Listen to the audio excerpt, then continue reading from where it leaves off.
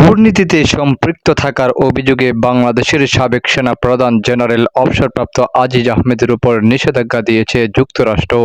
স্থানীয় সময় সোমবার, বাংলাদেশ সময় সোমবার মধ্যরাতের পর যুক্তরাষ্ট্রের পররাষ্ট্র দপ্তরের ওয়েবসাইটে প্রকাশিত এক বিবৃতিতে আজিজ আহমেদ ও তার পরিবারের সদস্যদের যুক্তরাষ্ট্রে প্রবেশে অযোগ্য ঘোষণার কথা জানানো হয়েছে।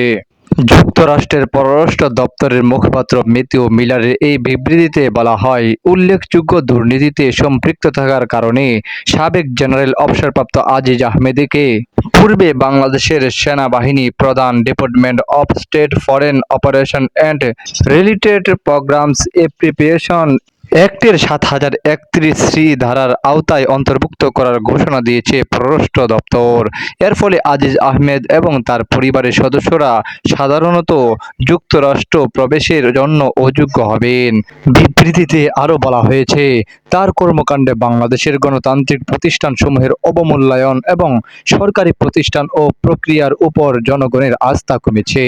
যুক্তরাষ্ট্রের পররাষ্ট্র দপ্তর বলছে, আজিজ আহমেদ তার ভাইকে বাংলাদেশে অপরাধমূলক কর্মকাণ্ডের জন্য জবাবদিহি এড়াতে সহযোগিতা করেন। এটা করতে গিয়ে তিনি নিয়মতান্ত্রিক প্রক্রিয়ায় হস্তক্ষেপের মাধ্যমে উল্লেখযোগ্য দুর্নীতিতে জড়িয়েছেন। এছাড়া অন্যায্যভাবে সাময়িক খাতে কন্ট্রাক্ট পাওয়া নিশ্চিত করার জন্য তিনি তার ভাইয়ের সঙ্গে ঘনিষ্ঠভাবে কাজ করেছেন। তিনি নিজের স্বার্থের জন্য সরকারি নিয়োগের বিনিময়ে ঘুষ নিয়েছেন। আজিজ আহমেদের বিরুদ্ধে এই ব্যবস্থার মধ্য দিয়ে বাংলাদেশে গণতান্ত্রিক প্রতিষ্ঠান ও আইনের শাসন শক্তিশালী করতে যুক্তরাষ্ট্রের অঙ্গীকার পুনরায় নিশ্চিত করা হলো।